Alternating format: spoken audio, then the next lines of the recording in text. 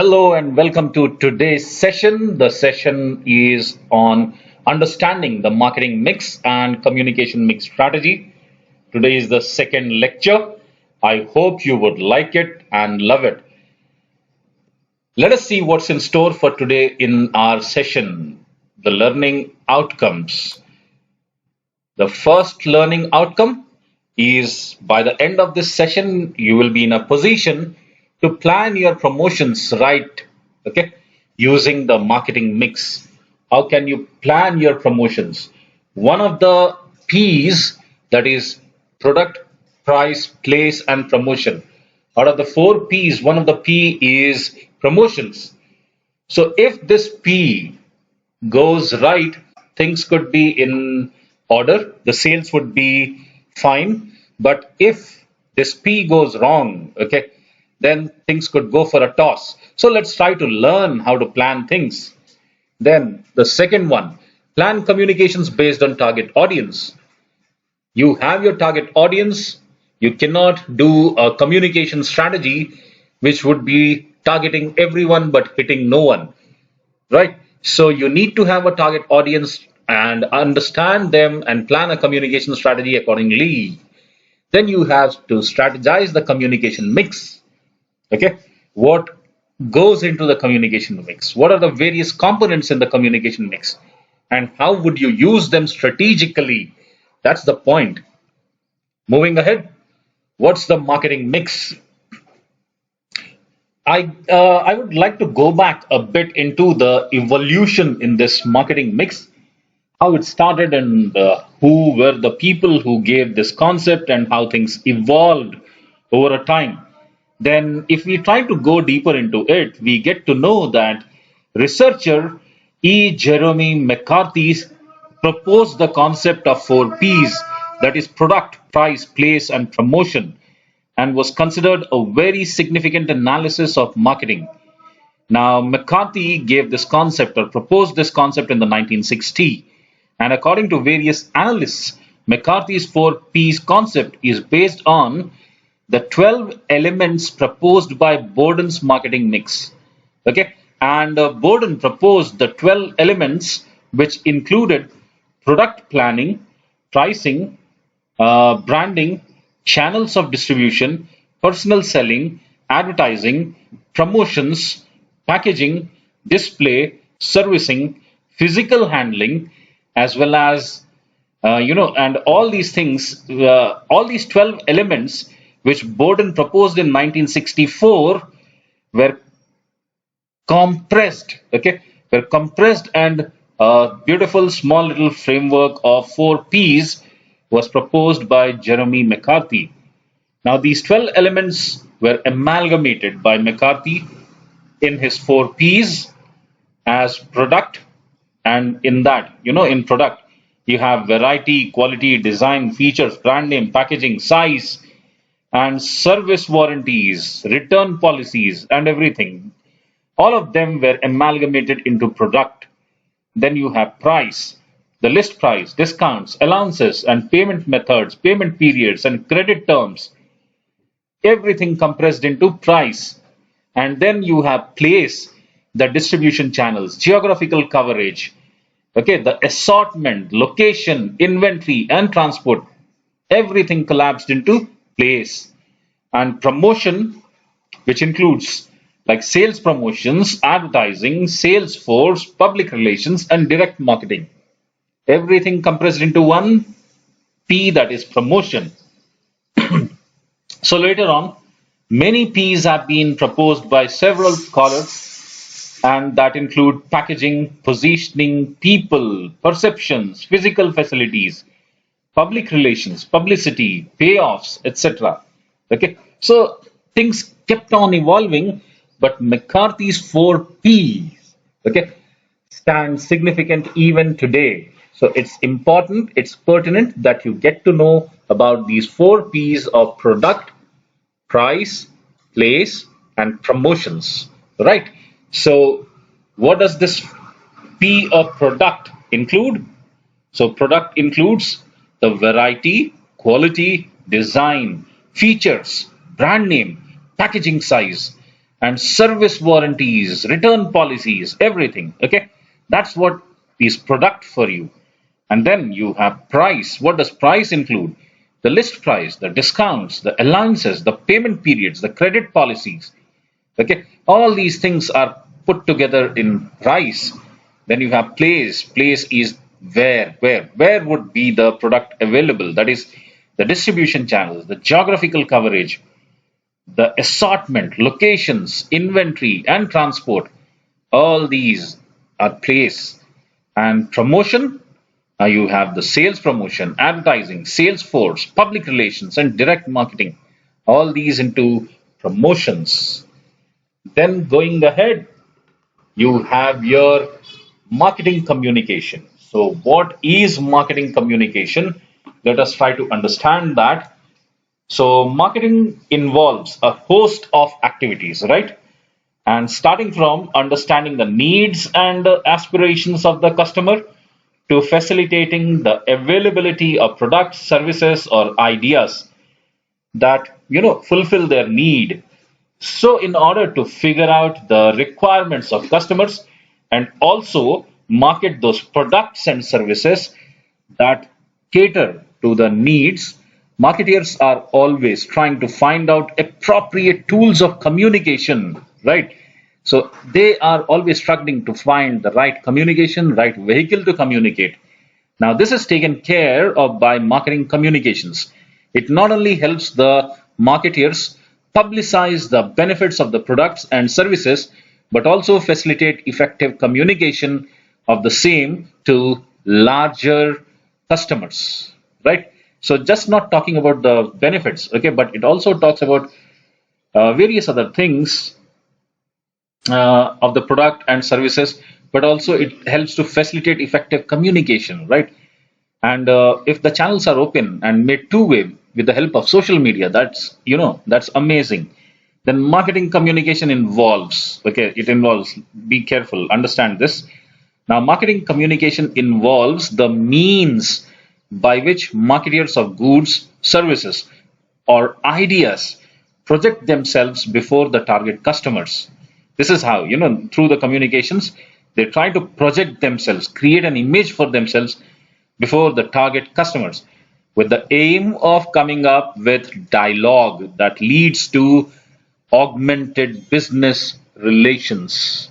So, the objective of marketing communications is to build augmented business relations. Remember that. Then you have this, moreover, like the need for a proper set of marketing communication tools, they have arisen subsequent to the proliferation of business activities across the world. Now, stiff competition, cutthroat competition from rivals has led organizations to increasingly make use of tools of marketing communication. Furthermore, what's happening, the need for specific marketing communication tools has been, exemplified by an intense urge on the part of organizations to distinguish their products, that is, to differentiate their products from the clutter of similar products or services. Like communications is also being used to differentiate one's products from the Me Too products. Now, marketing communications offer organizations with a set of tools, right? It provides some set of tools that facilitate the attainment of long term goals of the organization, as well as to ensure that the intent of the marketer is received by the target audience in the light that marketer intends to be, right? So overall, this is what marketing communications are. That is to say, first, I could communicate with the customer target audience, tell the benefits of the products, then probably build augmented business relations. I could use communications to cut the clutter, right? I could build an image. I could build an image in the minds of the customers the way I want them to think about me, right? So these are certain things that marketing communication helps you in. Now let's just see. Marketing communication is an important P, right? That P is nothing but promotions. So if I talk about promotions, all this what I told just now, okay, is compressed into that one single P, okay, that is communicating with people, building a brand image in the minds of the people, cutting the clutter, differentiating your product, building augmented relationships with the customer, augmented business relationships, right? So all this can be done through this one single P, that is marketing communications. Then the second point, effectively communicating product information to select target audience, right? As I told you earlier, I have a target audience. I want them to, think about me the way I want them to think about me. I want to create an image in their minds. I want to build augmented business relations with them, right? Then seek a desired cognitive, affective, or behavioral response. Cognitive is thought. I want them to think about me the way I want, you know. So I want to create an image in their minds, and that image should coincide with what I want them to think. That is cognitive. Affective is all about emotions. Okay. So I want them to love my brand. I want them to like my brand. I want them to have positive feelings about my brand, product, service. Okay. And finally, I want a behavioral response. That is to say, there should be a change in their attitude. There should be a change in their, action. So there should be an action. So again, as I told you earlier, I want some augmented business relations. I want to cut the clutter. I want to create a brand image. So all these things, okay, the same things. So you have to understand that, okay. Then classification of marketing communication mix. Okay.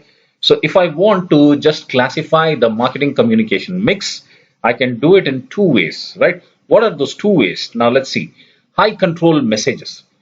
Now the communication mix in which I have complete control, that is high control messages, right?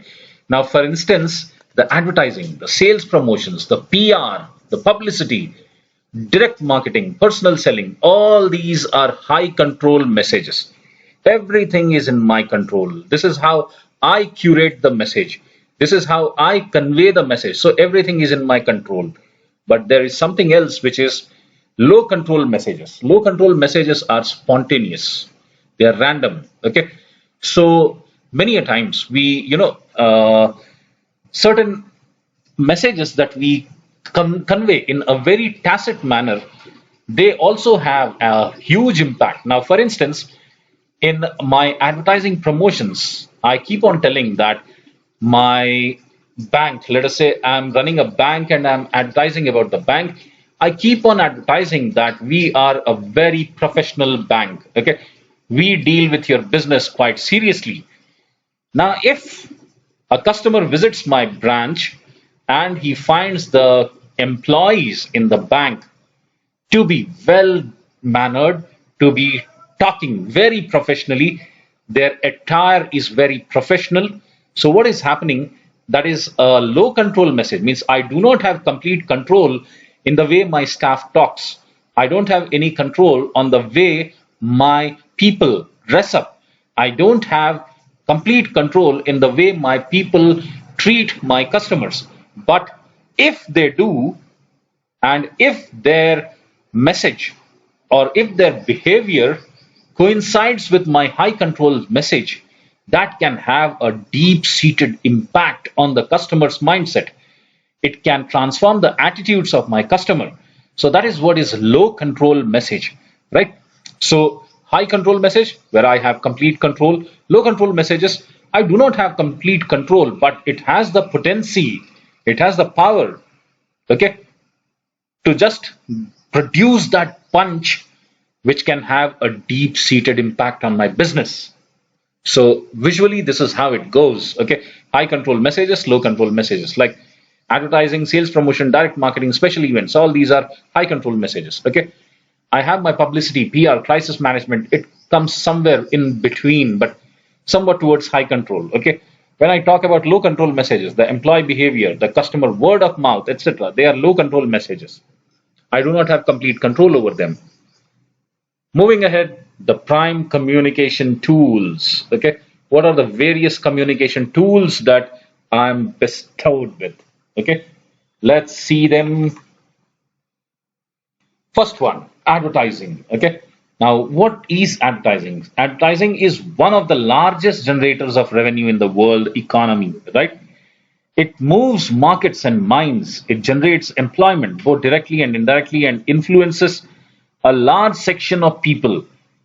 So, if I have to define advertising, advertising is any, remember, advertising is any paid form of non personal presentation and promotion of ideas, goods, or services by an identified sponsor. Okay, I repeat, advertising is any paid form of non personal presentation and promotion of ideas, goods, or services by an identified person. Sorry, not person, sponsor. That is what is advertising. So it presents an explanation of what advertising is while offering insights into what advertising is not.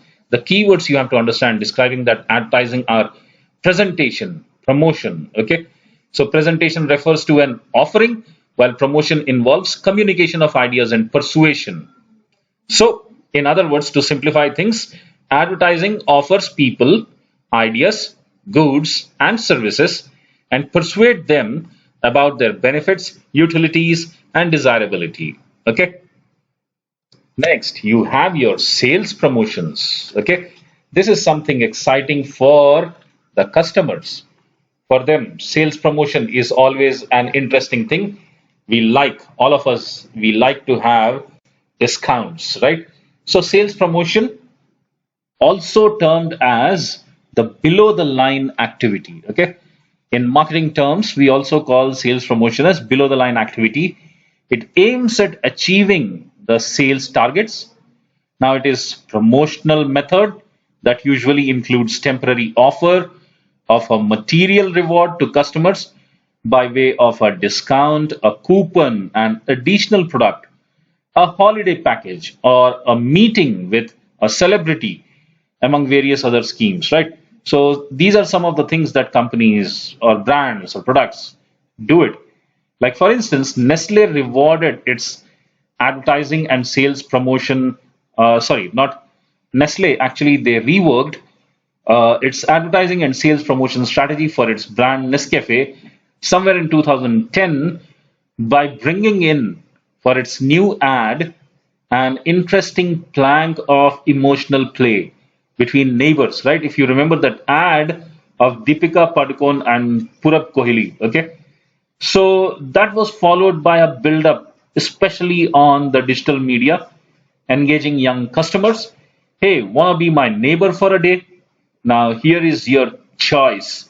Just play the Be My Neighbor contest or call. Some number was given. Now, the build up was further supported by Nestle's punchline and connected to the promotional scheme. Okay. So, they ran a scheme where they wanted people to become the neighbor of Deepika for one day. So, that also is sales promotion, right? Interesting. Then you have direct marketing. So, what is direct marketing? Where, it's a method that cuts the middleman. It just eliminates the need of a middleman and allows the manufacturer to reach out to the customer directly. Now, direct marketing is more than sending a direct mailer or telemarketing.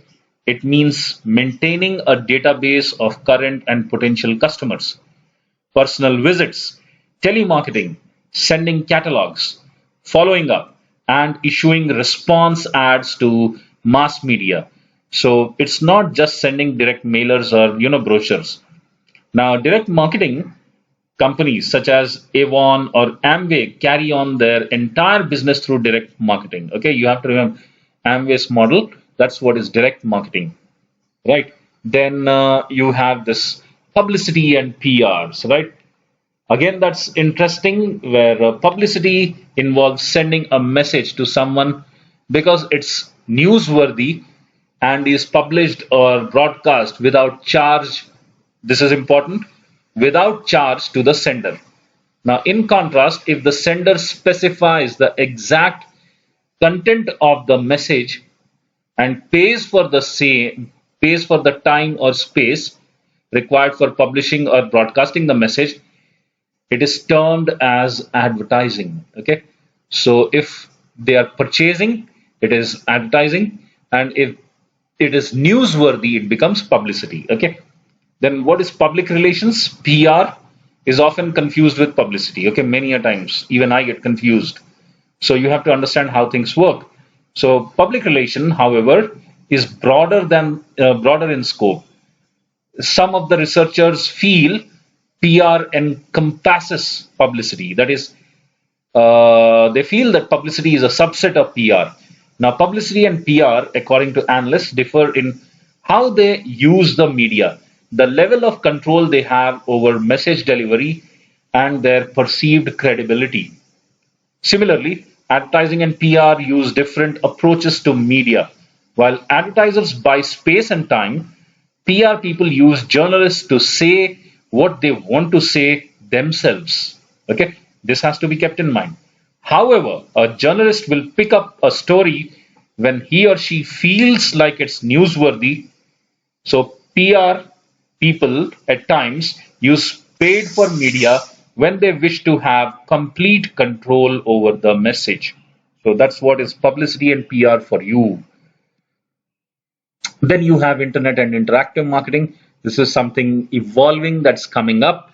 So you have the search engine marketing, which simply shadows the customer's online behavior and then generates content and shows ads based on the online behavior of the customer. Okay, or maybe the target audience. So based on which they decide, okay, whether this is a target audience or not, and start showing content relevant to that.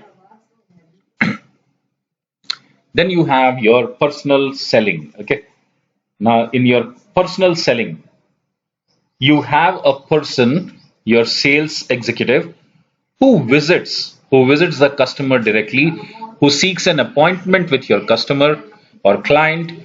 Okay, gives presentation or demonstration at the office of the customer, and that's how personal selling happens.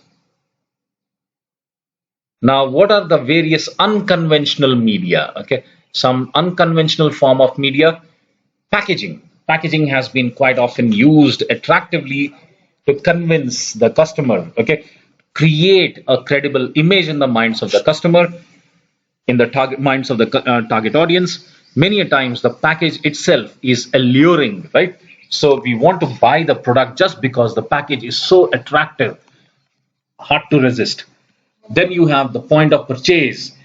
So even at the point of purchase, the display can be so enticing, can be so alluring that you end up buying it.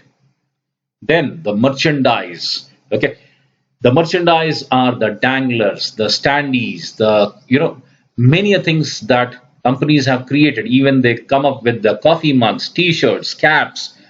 All these are unconventional media. Then you have advertising specialities. Advertising specialities are, for instance, pens, diaries, okay, which are used as gift items and are offered to the target audience. Then you have sponsorships of events. That also is a way of communicating with people. Event marketing. During an event, you market your products, you market your services. Another form of unconventional media.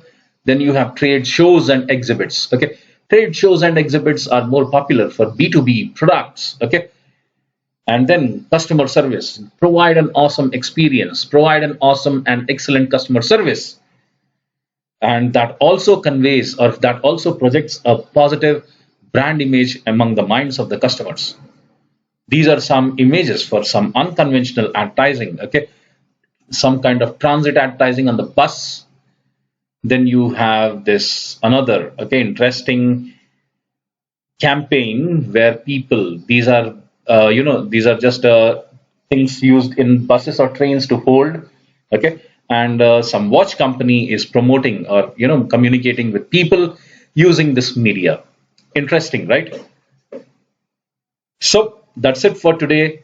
Thank you for watching. Do like, share, and subscribe. Spread the good word. Thank you.